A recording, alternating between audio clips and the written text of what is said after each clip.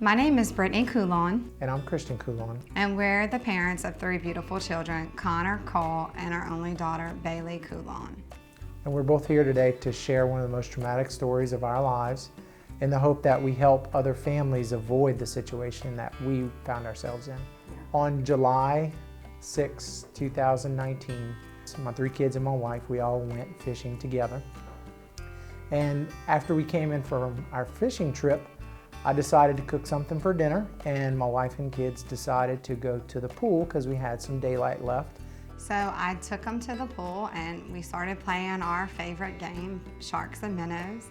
And after a few minutes, Connor said hello to a little girl that was in his class at his school in Baton Rouge. So of course we introduced ourselves to the family and began chatting. So as we were chatting, the kids were all playing together, having a good time. And that's when I paused for a minute just to do, my mom check. I looked over and there's Connor, there's Cole, where's Bailey? And I couldn't get over that I couldn't see her, so instantly I yelled, "Where's Bailey?" again.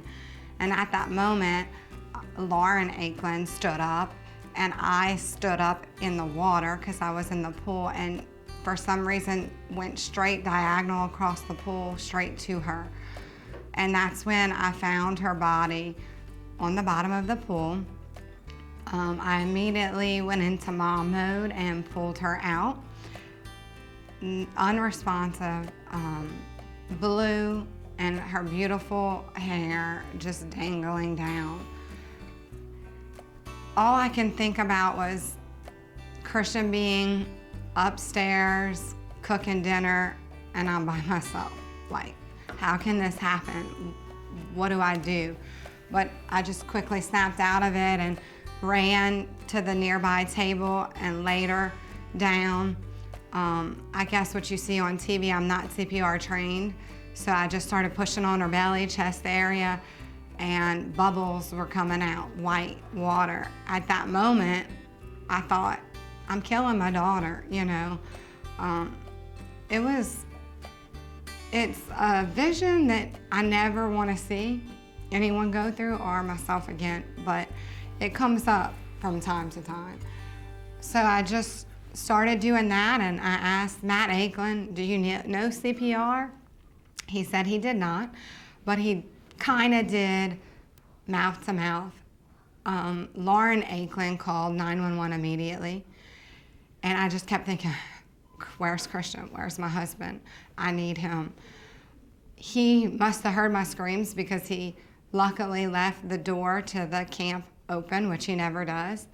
And I looked up in this chaotic moment and saw him fly downstairs. And that's when he ran to the scene and saved the day. I heard a scream and I knew something was wrong. And I looked outside and I could see the stairs, and by the stairs I saw a man run past. And I didn't know who he was, but I knew instantly something was going on and I needed to get out there. And my first thought initially was that my kids may have fallen and cut their elbow or cut their head. They were running around the pool, and the pool was kind of wet and slick around the edges, so that's my initial thought. But the scream I heard, I knew it was something different. So I quickly went down the stairs and honestly probably jumped 2 flights of stairs faster than I ever have in my entire life. And somehow my knees didn't give out on me, and ran to the pool and saw probably every parent's deepest fear, which is your own child unconscious, blue around the lips, blue around the fingernails, and not responsive. Having worked on the side of football fields and for different sports medicine teams, I kind of flipped the switch and turned into, I need to do CPR. I need to assess the situation. I need to let my medical knowledge, since I'm a physical therapist, kick in. And that's what I did, but I also found my wife there alone without me, with the kids. And I knew someone had to try to help because she was trying to perform CPR. And my first question to her was, did you do any chest compressions? And one of the people there was Matt, and Matt said, I tried, but I don't really know CPR. So I started chest compressions, and I was counting compressions, and as I was counting, there was a nurse who showed up who started to check my daughter's pulse and was assessing the situation. And right around compression 15 or 16, she started to respond. She coughed up water, started to groan and moan, so I quickly turned her sideways on her side and tried to help drain her lungs. And a long story short, she eventually came to, and we knew our girl was doing okay and doing better, and God's watching out for us, and we hopefully can get out of this situation. And around that time, paramedics showed up, a helicopter showed up, and we were worried about secondary drowning syndrome.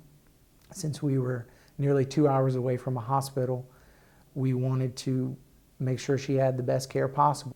When the paramedics arrived, I was so relieved that we had someone there who could help us, and medical care, and my daughter was responding and breathing.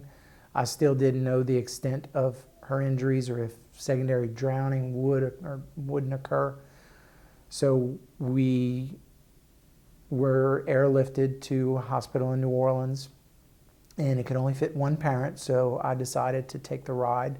I knew in the back of my head it would probably be something I don't want to remember. And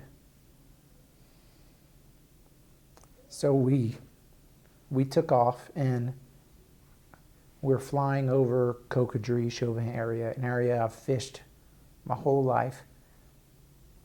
And my daughter was very responsive at the time. She was screaming, she was crying, and it was a tough flight, but I also knew in the back of my head, screaming and crying is better than not screaming and crying. So we eventually made it to the hospital.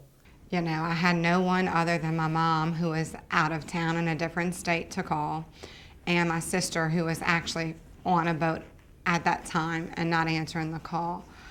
And I just remember talking to God, please, please save her.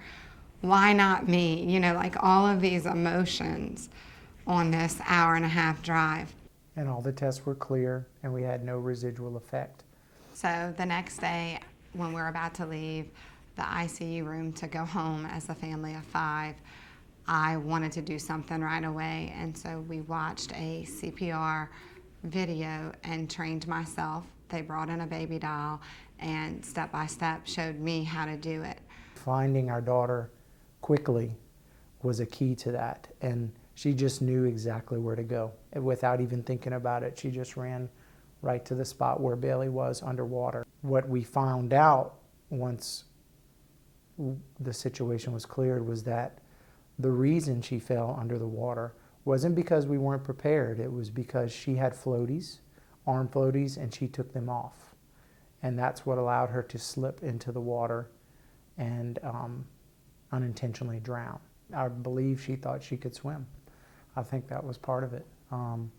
But she didn't realize, and I remember before this happened, when we were talking about floaties, my wife and I, we were saying, should we get the big Coast Guard approved life jacket kind of flotation device? And we didn't. We grew up with floaties, and we used them when we were younger, and we're just fine. So that was our plan. Little did we know our daughter decided to take them off, and because of that, almost unintentionally drowned. And now we know that Coast Guard approved flotation devices are the way to go, but also to teach your kids that they have to learn to swim before they can rely on just jumping in the water. We have to have swimming lessons with a certified instructor to teach them how to swim correctly to increase the prevention of this unintentional drowning. And I was just browsing Facebook News, and that's when I saw like an article talking about how arm floaties, kids can easily take them off. But being on the beach, just reading the article, I kind of just passed by it, ignored it. Maybe I should get a new vest for her, but I guess with having 3 kids and time, I never did. So that was my biggest aha after her taking the floaties off, was my gut knew we should have bought her a PFD. And she knew when she came to that she took her floaties off. She mentioned that in the hospital. She slipped them off her arms because we asked her what happened. And she said, I took my floaties off. And we asked her, well, why did you take your floaties off? And she said, because I thought I could swim and I wanted to jump in. Swim lessons at an early age, the sooner the better. I mean, they have swim lessons these days for infants, survival, teaching them how to float on their backs. So I suggest and recommend swim lessons as early as you can, and then continue it each year so they can become lifelong strong swimmers. She's not scared of the water. I mean, we went to the beach a week later, you know, that I'm grateful of. So I think she's going to thrive in swim lessons, knowing that she drowned, and she'll say, I don't ever want to take my floaties off again. I don't want to go to the hospital. So I think she's going to do really well in swim lessons.